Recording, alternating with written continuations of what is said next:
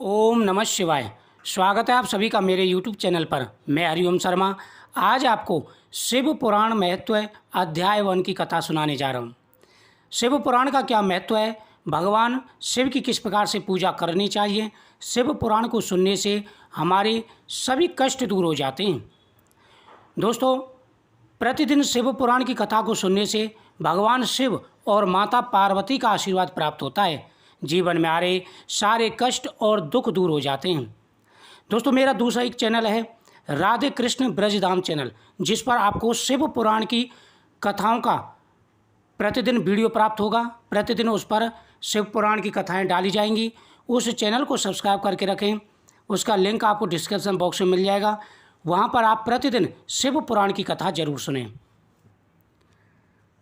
भगवान नारायण जब जल में शयन कर रहे थे, तभी उनकी नाभि से एक सुंदर एवं विशाल कमल पुष्प प्रकट हुआ। उस कमल में ब्रह्मा जी उत्पन्न हुए। माया के बस में होने के कारण ब्रह्मा जी अपनी उत्पत्ति के कारण को नहीं जान सके। चारों ओर उन्हें जल ही जल दिखाई पड़ा। तब आकाशवाणी हुई कि तुम तपस्या करो। 12 वर्षों तक तपस्या करने के पश्चात भगवान विष्णु ने चतुर्भुज रूप में उन्हें दर्शन दिए और कहा, मैंने तुम्हें सत्व गुण से निर्वाण किया है। लेकिन मायावश ब्रह्मा जी विष्णु जी के स्वरूप को न जानकर उनसे युद्ध करने लगे। तब दोनों के विवाद को शांत करने के लिए एक अद्भुत ज्योतिर्लिंग का आविर्भाव हुआ। दोनों बड़े आश्चर्य के साथ इस ज्योतिर्लिंग को देखते रहे और इसका स्वरूप जानने के लिए ब्रह्मा हंस स्वरूप बनकर ऊपर की ओर और विष्णु जी 12 रूप धारण कर नीचे की ओर गए। लेकिन दोनों ही ज्योतिर्लिंग के आदि अंत का पता नहीं कर पाए।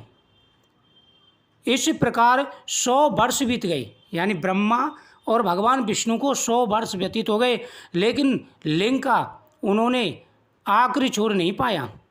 इसके पश्चात ज्योतिर्लिंग से उन्हें ओंकार शब्द का नाद सुनाई पड़ा और पंचमुखी एक मूर्ति दिखाई दी, जो भगवान शिव की मूर्ति थी। ब्रह्मा और विष्णु ने उन्हें प्रणाम किया।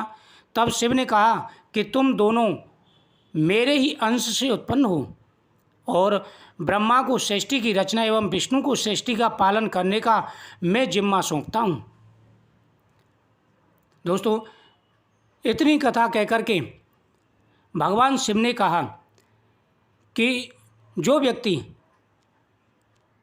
भगवान विष्णु की पूजा करेगा उनके सभी कार्य सिद्ध होंगे। शिव पुराण की विशेष महिमा है। धर्म, अर्थ और काम, मोक्ष रूपी चारों पदार्थों को देने वाले हैं। शिव महापुराण का प्रचलन स्वयं भगवान शिव ने किया है।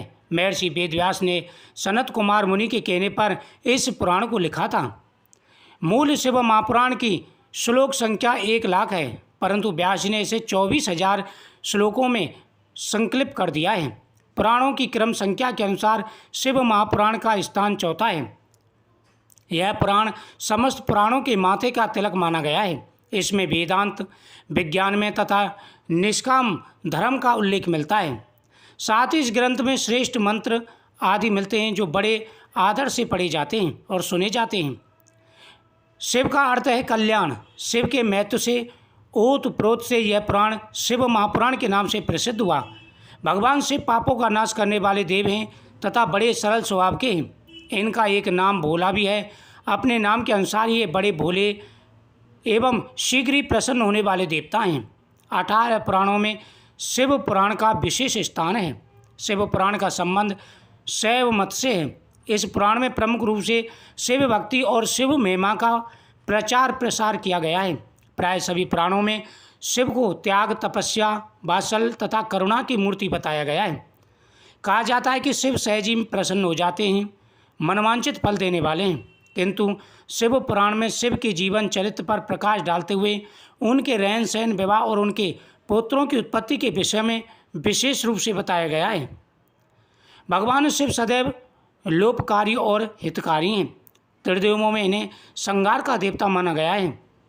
अन्य देवताओं की पूजा अर्चना की तुलना में शिव की उपासना बहुत ही सरल है। अन्य देवताओं की भांति सुगंधित पुष्पमाला और मीठे पकवानों की आवश्यकता नहीं। यह सिर्फ गंगा जल से प्रसन्न हो जाते हैं। शिव को स्वस्थ जल, बिलपत्र, कटीले और न खाए जाने वाले पौधों के फल तथा धतूरा आदि से ही प्रसन्न हो जाते हैं। शिव को मनोरम वेशभूषा और अलंकारों की आवश्यकता नहीं है।